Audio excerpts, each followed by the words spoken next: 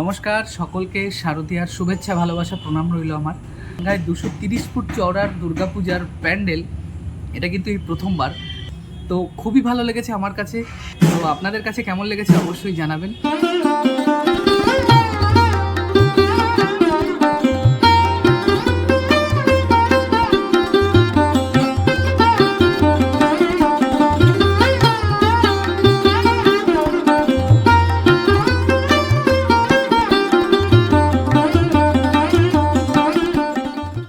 নমস্কার, আপনাদের সকলকে শারদীয় শুভেচ্ছা ভালোবাসা ও প্রণাম রইল আমার এই ভিডিওটিতে। তো আজকে কিন্তু আমি চলে এসেছি বনগাঁর ইতিহাসের সব থেকে বড় দুর্গাপূজা যেখানে হচ্ছে প্রতাপগড়। সেখানে কিন্তু এবার করেছে কমলগান্ধা। সেটা কিন্তু আপনারা আমার আগের ভিডিওতেও দেখেছেন। তো সেই পূজা মণ্ডপটি সম্পূর্ণরূপে তৈরি হয়ে গেছে। তো সেটি তৈরি হওয়ার পরে কেমন লাগছে চলুন দেখে আসা যাক। তো দেখুন, এটাই হলো সেই কমলগান্ধারের সামনের স্ট্রাকচার। প্রায় সবই কাজ কমপ্লিট, আর একটা দুটো কাজই বাকি আছে। এখানে দেখুন এই স্ট্রাকচারগুলো রাখা আছে, এগুলো আজকের ভিতরে পুরো অ্যাসেম্বল করে দেওয়া হবে।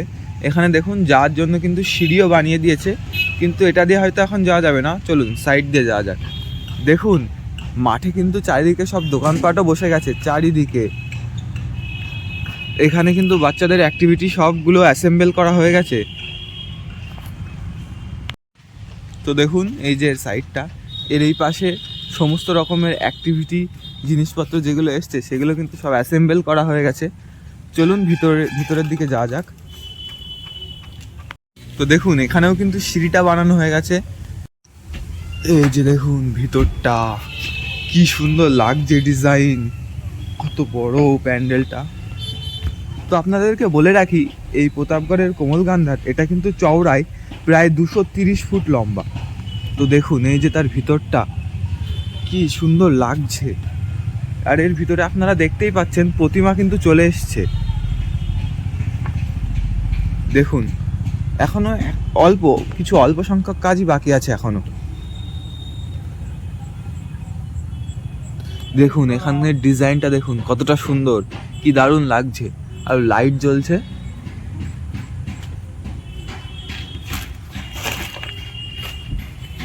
স্লিং এর ডিজাইনটা একবার দেখুন, কি সুন্দর ডিজাইন। প্রতিমাও চলে এসছে মণ্ডপে, ঠাকুরটাও খুবই সুন্দর।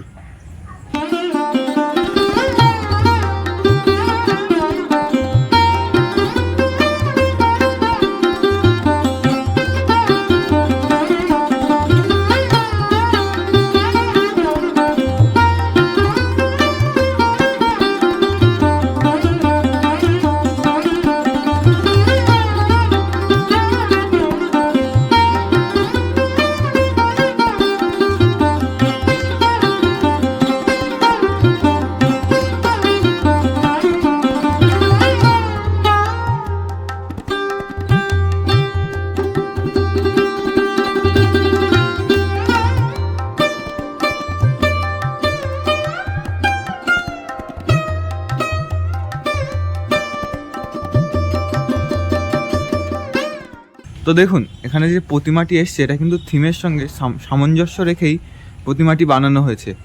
আর উপরে সিলিংয়ে আপনারা দেখতেই পাচ্ছেন ওখানে একটা সুন্দর দিকে ঝাড় লাগানো রয়েছে, আর তার চারিদিকে কি সুন্দর সুন্দর রিফ্লেক্টার দেওয়া আছে।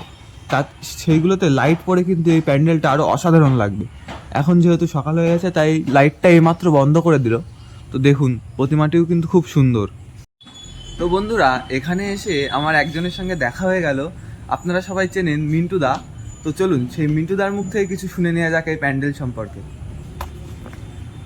নমস্কার সকলকে শারদীয়ার শুভেচ্ছা ভালোবাসা প্রণাম রইল আমার। তো আপনাদেরকে একটা জিনিস বলে দিই, এই শুনে দেখা যাক। এই ভাইটা বললো, ভাইয়ের নাম হচ্ছে অরিজিৎ মিত্র, তার ব্লগ চ্যানেল আছে। তো আপনারা সেটাই অবশ্যই দেখবেন, খুব ভালো ব্লগ করে ভাই। আর দ্বিতীয় কথা হচ্ছে এই বনগাঁর বুকে, মানে বনগাঁতেই আমার বাড়ি। আপনারা অনেকেই জানেন আমার যারা ভিডিও দেখেন। তো বনগাঁতে থেকে এই বনগাঁয় 230 ফুট চওড়ার দুর্গাপূজার প্যান্ডেল, এটা কিন্তু এই প্রথমবার। তো এটার নাম হচ্ছে কমলগান্ধার, আপনারা জানেন, ভাইও বলেছে। তো এই কমলগান্ধার কিন্তু অসাধারণ সুন্দর হয়েছে। আর এটার লোকেশান হচ্ছে একেবারে বনগাঁ JR ধর হাসপাতালের পুরো সামনের যে মাঠটা, যেটাকে দুর্গাপুজোর সময় বনগাঁর প্রাণকেন্দ্র বলা হয়। সমস্ত মানুষরা বিভিন্ন জায়গার বনগাঁর দুর্গাপুজো দেখে এসে তারা সবাই একত্রে বন্ধুবান্ধব আত্মীয় স্বজন এসে মিলিত হয়, যেই মাঠটা এসে তারা বসে বিশ্রাম নেয়, সেটাই হচ্ছে প্রতাপগড় ময়দান। তো খুবই ভালো লেগেছে আমার কাছে। আর এই পুরো প্যান্ডেলের সজ্জা এবং এখানকার যে থিমের থিঙ্ক সেটা খুবই ভালো। তো আপনাদের কাছে কেমন লেগেছে অবশ্যই জানাবেন। তো আমার তরফ থেকে আপনাদের সকলকে আবারও শুভেচ্ছা, ভালোবাসা ও প্রণাম। তো আপনারা কিন্তু মিন্টুদার কাছ থেকেও শুনলেন, এটা কিন্তু চওড়ায় প্রায় 230 ফুট আর এর হাইটটা প্রায় 75 ফুট প্লাস।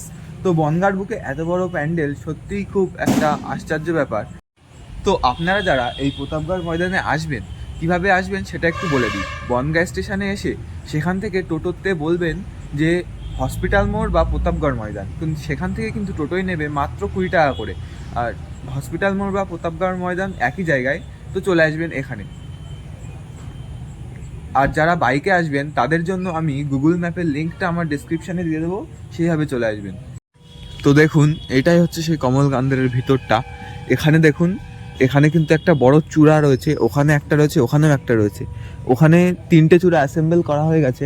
এই পাশের মাথায় এখনও দেওয়া হয়নি, এটা আজকের ভিতরেই কমপ্লিট করে দেবে। তো দেখুন, আর আপনাদেরকে আমি আগের ভিডিওতেও বলেছিলাম এর ভিতরে কিন্তু জল থাকবে।